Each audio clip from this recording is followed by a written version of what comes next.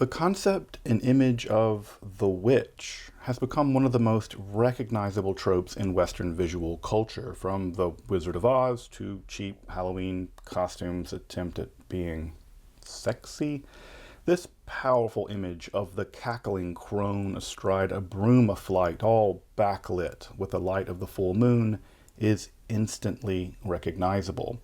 Yet, it's rather amazing that the concept and the image of the witch took centuries to develop. In this episode, I want to explore what is probably the earliest and most influential in both what scholars call the elaborative theory of witchcraft, but also the visual imagery associated with witches and witchcraft. That would be Ulrich Molitor's 1489 tract De Lamiis et Pythonicis Mulieribus, or On Witches and Pythonesses. More on that weird word in a minute.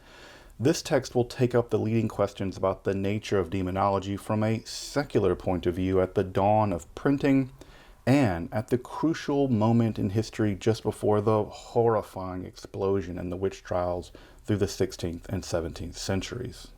Despite the text's support for aspects of the newly emerging elaborative theory of witchcraft, it was also implicitly skeptical of the existence of a Europe-wide witch cult.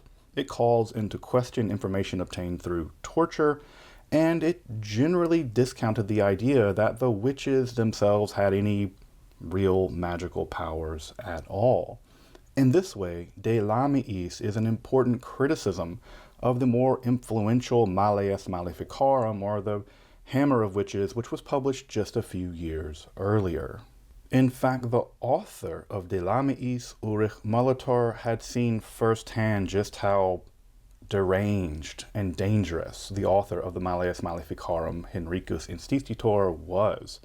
Despite the moderate positions of the De Lamiis, the tract and its woodcut illustrations would go on to become one of the most reprinted demonological manuals in history, with its depictions of witches and witchcraft now concretely fixed into the Western imagination. If you're interested in magic, hermetic philosophy, alchemy, Kabbalah, or the history of the occult, make sure to subscribe here to Esoterica and check out my numerous other backlog library of content on topics in esotericism, including curated playlists on various topics. Also, if you want to support this work of providing accessible, scholarly, and free content on topics in esotericism here on YouTube for free, I'd hope you consider supporting my work over at my Patreon with a one-time donation through PayPal perhaps, or with the handy little super thanks option you can find below the video. But let's now turn to the 1489 tract De Lamiis et Pythonicis Mulieribus and the foundation of the visual culture around witches and witchcraft.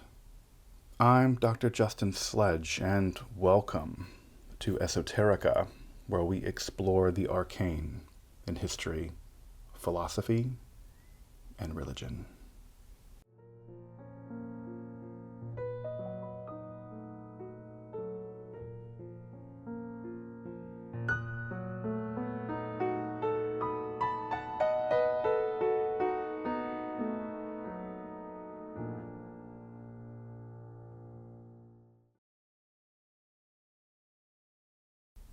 By the end of the 15th century, the major elements of what scholars now call the elaborated theory of witchcraft had basically come together in the minds of philosophers, jurists, theologians, and inquisitors. That theory held that a new, woman-led, heretical sorcery sect had recently appeared in Europe, marked by entering into a pact or covenant with the devil, and thus apostasy from Christianity. This would include sexual relations with the devil and various demons, aerial flight for attending the assembly or the Sabbath, sometimes a synagogue of Satan, which was presided over by the devil himself, at which point he initiates his followers into said pact. This is all followed by incestuous and promiscuous sex, the general practice of maleficent magic, the slaughtering of fetuses and babies, and various means for preventing human procreation, all of which their aim was to undermine Christianity as part of the devil's ongoing war with God.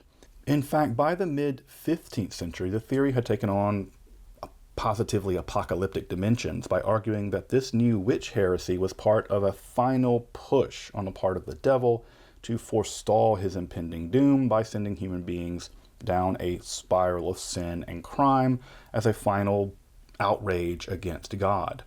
Regardless of all that insanity, the elaborate theory of witchcraft, while it varied from region to region or writer to writer, no writer had all of these elements usually, it had more or less coalesced by the late 15th century and thus set the stage for the frenzied persecutions which would follow, which resulted in the death of around 40 to 60,000 people, mostly women, in the period up to around 1750. That's, of course, not counting all the people whose reputations were ruined, people who were arrested, people who were tortured, people who lived in horrifying suspicion of being a witch. This was truly a gigantic European-wide conspiracy theory that destroyed the lives of hundreds of thousands of people. Of course, the text in which all this insanity truly came together most coherently and lethally was the Malleus Maleficarum, or the Hammer of Witches, published in 1486. Now, I've made a whole other deep dive into the Malleus Maleficarum, so be sure to check out that episode in the card above.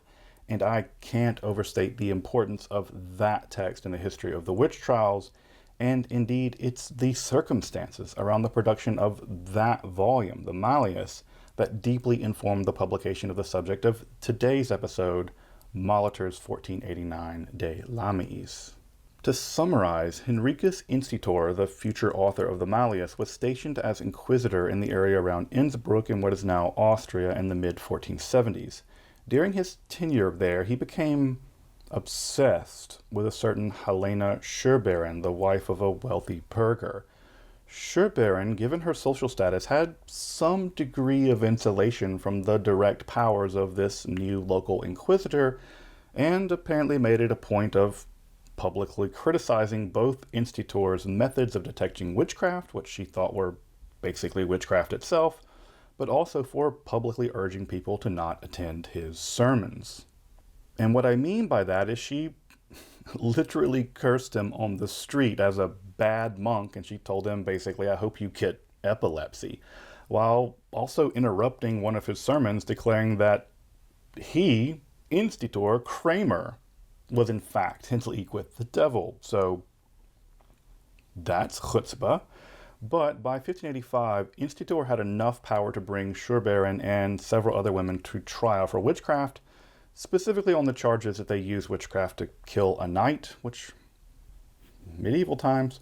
However, during the course of the investigation and trial, it became obvious to the local secular and religious authorities, including the local bishop, that Institor was obsessed with the sexuality of Schurberin, had already made up his mind about her guilt, who cares about evidence, and that he was actually violating the established inquisitorial procedure. Now, I know that everyone thinks the Inquisition was just out of control, but they had methods to their madness. Eventually, Schurberin was acquitted and Institor was ejected from Innsbruck by the bishop. That bishop even questioning Institor's very sanity. He would, however, have his revenge with the 1487 publication of the Malleus Maleficarum, a handbook for witch hunting that will go on to claim the lives of unknown thousands of women. This would also propel him at least into regional stardom. He even became a papal nuncio in 1500 before his eventual death in 1505. May his name be blotted out. The background of the publication of the Malleus Maleficarum is important here because the author of the text under discussion today, Ulrich Molitor, lived and worked as a jurist in the very regions where Institor served as inquisitor, and Molitor would himself directly serve under Archduke Sigismund, whose territory included the very city of Innsbruck. In fact, Archduke Sigismund was directly in dialogue with the local bishop, Georg Golzer, who also wished to bring these trials at Innsbruck to a rapid conclusion. It's called the Innsbruck Scandal in some of the literature, and expel the demented inquisitor Institor. Thus, the publication of the 1489 De Lamiis et Pythonicis Mulieribus, just 2 years after the publication of the Malleus Maleficarum, with its more nuanced and moderated position on witches and witchcraft, and dedicated to Archduke Sigismund, the first woodcut in the book, actually represents the presentation of the book to the Archduke, we have to realize that none of this is an accident. Sigismund, the Bishop Golzer, Institor, and Molitor all believed in the reality of witches and witchcraft. The question was simply which version would become the standard theory in that region and at the very dawn of printing itself. The extreme witch phobia of the Malleus Maleficarum and Institor, or the more moderated position of Molitor, one that clearly appealed to both the Archduke and even to the local Bishop Golzer. Now, to make his position more persuasive, Molitor leans on his training in the secular field of law. He wasn't a Dominican inquisitor like Institor. He uses the dialogue format, which was popular at the time for what we might now call like edutainment, like esoterica, and issuing a briefer work for which was quickly translated from Latin into the vernacular German. Further, Molitor was trained as a lawyer in Italy and had been exposed to humanist education. Even the use of the classical term Lamia for witch, rather than the more Gothic Maleficia, is actually him just showing off his humanist chops. He likes to use a more classical word for witch. Thus, his work also comes across as more fresh and forward-thinking, as opposed to the disputation format and its kind of droll scholastic methodology found especially in the first book of the Malleus Maleficarum. Although I have to say I'm pretty okay with droll scholasticism. Lastly, however, and most importantly, is Molitor's tract is illustrated with woodcuts, which, while not always reflecting the positions held by the text, ironically enough, did much to make a visual impression of the reader, unlike the wall-to-wall text of the Malleus Maleficarum. Overall, Molitor's De Lamiis comes across as a more reasonable, again, compared to the insanity of the Malleus, more reasonable, more nuanced understanding of witchcraft, using then modernist humanist reasoning, as well as more medieval canon law, and appeals to patristic sources, along with the brevity, dialogue format, and woodcut illustrations would propel the text into enormous popularity. By 1669, around the height of the witch trials, De Lamiis had gone into 39 editions. More than the infamous Malleus Maleficarum, though sometimes it did appear as an appendix to the Malleus Maleficarum for whatever reasons. In this way, one could reasonably argue that De Lamiis and its illustrations are truly the most foundational demonological text in the Western world. So what's the text about? Well, it's a standard set of witchcraft questions that people at the time were just thinking about as part of what we now call the elaborative theory of witchcraft, but this is again just before the true explosion in the witch trials starting in around 1500. Those would include things like, could witches perform weather magic? This is absolutely the most feared magical power ascribed to witches in the Middle Ages, as the ability to create hail and ruin crops was an utterly reasonable fear for medieval agricultural society, but also the ability to cause direct harm via sorcery, magically induced impotence. The Malleus Maleficarum, for instance, was positively obsessed with the ability of witches to make dudes' penises invisible, make their penises disappear, some Freud stuff. The ability of witches to turn into animals, magical transportation to the witches' Sabbath, which Molitor actually calls the witches' convivium, which sounds so delightful, witches' convivium. At any rate, whether or not witches can have sex with demons and the devil, and whether or not they can have children from those sexual relations, whether women can tell the future through demonic aid. That's, by the way, where this term at the title Pythonicis Mulieribus, are Pythonesses, Python women. This is part of the title, and of course how witches should be punished. That last part, by the way, should be relatively obvious. This is a medieval book, and even though it is more nuanced and reasonable than the insanity of the Malleus, it's still a product of its time, and the death penalty is universally called for even for general soothsaying. Though, again, despite the text's skepticism on the use of torture as a reliable means of extracting confessions, and even more importantly, doubts that witches are actually part of a Europe-wide satanic conspiracy to destroy Christianity. Those are important differences with the Malleus. Despite these more skeptical positions, Molitor still argues that when women or people in general conspire with demonic forces to harm people or gain supernatural knowledge, capital punishment is the only viable remedy.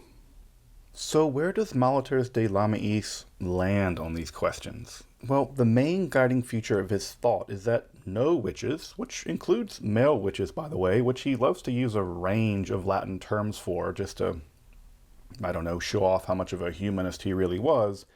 His argument is that no witches actually have magical powers. None of them. Rather, they work with or benefit from demons who, because of demons' unique nature and powers, can affect harm, or they can kind of tell the future, but only kinda. For instance, no witch can actually affect the weather, argues Molitor, but demons can soar high up into the heavens. They can see really far off storms that are coming in this direction, or other natural phenomena that they can deduce what's about to happen, and then they can inform the witch before anyone else knows of the impending maelstrom. The witch can thus perform what appears to be a spell, like the one with the famed witch's cauldron that you see illustrated, and when the storm does finally arrive, those around them will believe that the storm was caused by the witch, thus mistaking the correlation for causation. Indeed, demons will often just appear and tell witches which opportune days to do such and such spells, thus even duping the witches into thinking that they can perform such dreadful weather sorcery. This is also how fortune tellers work with demons, who, because demons can travel nearer to the stars, and they can travel very far away very quickly and return very quickly, or because of this just a great old age of demons, they just know a lot more about the world and thus can make reasonable predictions about the future. Thus, they inform these fortune tellers, or Pythonisses, as Molitor has it, in a classical reference to the oracle at Delphi, or just other diviners.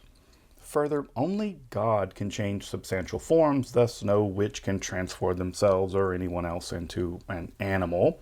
But demons can affect illusions or glamour magic, both making the witch and others believe that such transformations have happened. Flight, or riding atop animals to the witch's sabbath or convivium, is also an illusion, but one directly implanted into the mind of witches by demonic forces, with the journey itself, the meals they eat there, and the dancing, etc., only occurring in the vivid imagination of the witch. They never travel there, and there actually isn't any real Sabbath. In fact, I've made a whole episode on the topic of the flight to the witch's Sabbath, from its origins on riding on animals, folklore of the great nocturnal hunt, the earliest notions of flight on brooms and staves, and the possibility of the use of mind-altering psychedelic drugs as part of such rituals, if you want to check that out in the card above. But, of course, God can punish men with impotence, and witches via demons can take credit for it, but again, because marriage is a sacrament for the purpose of procreative sex, at least in the mind of Molitor and the Catholic Church, God would only suspend that as a punishment.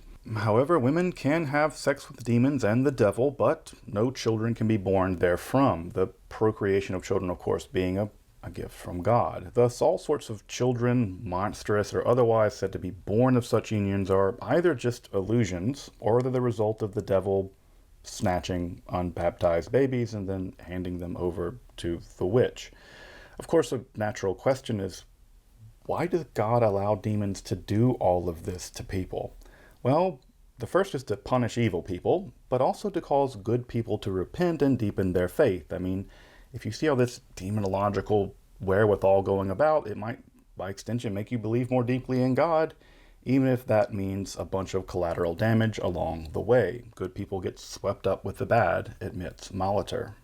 All in all, Molitor's De Lamiis is most interesting from a textual point of view, at least, because of his secular point of view, rather than the theology-heavy positions taken up by inquisitors like Innsbruck's Malleus Maleficarum, that it's written to a secular archduke, and that it takes positions that are relatively skeptical vis-a-vis the elaborated theory of witchcraft, and the use of torture to induce confessions. In these ways, the text does pave the way for later witch skepticism of people like Johann Weyer, the student of Cornelius Agrippa, or Baruch Spinoza even, whose skepticism actually bookended in many ways the period of the Hunts. But the text isn't only influential as the most important part of the tract. At the dawn of printing, books like De Lamiis, printed before 1500s, these are known as incunables, were often filled with woodcut illustrations, and these had an enormous impact on the cultural imagination for those who saw these books, even if they couldn't read. Thus, as the witch heresy spread through Europe, images like those in De Lamiis would prove to be foundational in forming the visual representation of the witch and the practice of witchcraft. Thus, one can't overstate just how decisively important these images are in just that development, down to the depictions of witches and witchcraft today. Now, admittedly, these are rather tame and even cartoonish by modern standards, but these images and their rapid dissemination via printing, again, in around 40 editions in the major 2 centuries of the early part of the witch hunts, still linger in our imaginations today. And I've been showing them through the course of this episode so far, but here again, the witch targeting the foot is probably a veiled reference for impotency magic. Her unkept hair is symbolic of her wanton immodesty as a witch. The image of the transformation into animals, which again, remember, Molitor ironically denies the possibility of, along with flight on forked sticks as opposed to brooms, while a tempest rages in the background would have filled the medieval viewer with dread. This is a subversion of God's natural order. Another image calls up the ancient canon Episcopi's memory of pagan myths in which people rode animals with wolves to commune with the goddess Diana. In this image, we actually have a rare male witch, though the wolf looks pretty sad and he looks kind of tired. I feel bad for this poor wolf. In later editions, by the way, this image would be replaced with a female witch riding on the wolf as the deep misogyny of the witch trials really took hold. In probably the most famous image from De Lamiis, we see the monstrous, tusk-faced, animal-legged, betailed glimpse of the devil fornicating with a witch and a wimple. Witch and a wimple. Again, while these are sexually tame, all things told, they're both standing and clothed after all. What isn't shown would have actually loomed large in the medieval imagination. Another endearing image depicts 2 witches around a cauldron in which they plunge a snake and a chicken. All the while, hail rains down around them. This image, I suspect, more than truly any other in De Lamiis and really any other in the whole theory of witchcraft, would have struck dread into the common medieval person, for whom subsistence farming or rents for feudal lords was the difference between life and death each and every year. This last image is also the most apparently innocuous. In fact, if it weren't in a demonological manual, one would just assume it was a few women sharing a meal. But in this context, we are witnessing the witch's convivium, the witch's Sabbath, again, depicted despite the fact that Molitor thinks that flight there and the convivium itself only occur in the imagination of the witch. Though the dress and food consumed by the witches is strikingly normal. Yet the tree in the background denotes that the meal is taking place in a wooded area, perhaps the first hint of something is strange about this meeting of women in the forest. However, missing are later images of dancing, often naked and facing away from one another, the osculum infame, where the witches seal their covenant through kissing the anus of the devil, the moonlit night of the meeting, or the consumption of children as part of the Sabbath meal, or the vast tome in which witches signed away their souls to Satan. None of that imagery has developed yet, and we don't see it here. Of course, these elements would creep into the imagery of the Sabbath over time, but here, a simple tree in the background informs the viewer that perhaps these women are meeting and dining independent of men, in the seclusion of the forest, in the wild, where the devil was surely thought to stalk and rule. Again, a relatively innocuous image at first glance, but certainly the object of projection for so many medieval fears and anxieties, especially about independent women and their power. Again, these images form the foundation for their visual representation of witches and witchcraft, and they remain just as important, perhaps more enduringly important than even the literary aspects of this important volume. Ulrich Molitor's 1489 tract De Lamiis et Pythonicis Mulieribus is a crucial glimpse onto the explosive eve of the major witch trials, a moderated alternative to the more famous and diabolical Malleus Maleficarum, a study in the effects of early printing and the foundation for the visual depictions of witches and witchcraft for centuries to come. In these ways, the tract remains an important, though admittedly terrifying, glimpse into the worlds of the witch hunts of centuries past, and a warning for how similar conspiracy theories can still wreak havoc today.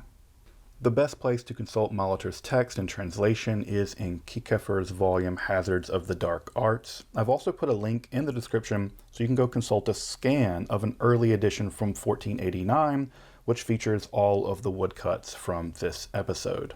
Finally, make sure to check out my playlist for more episodes on the history of witches, witchcraft, and the history of the witch hunts. And of course, more content on magic, witches, and the history of witchcraft to come. Until then, I'm Dr. Justin Sledge, and thank you for watching Esoterica, where we explore the arcane in history, philosophy, and religion.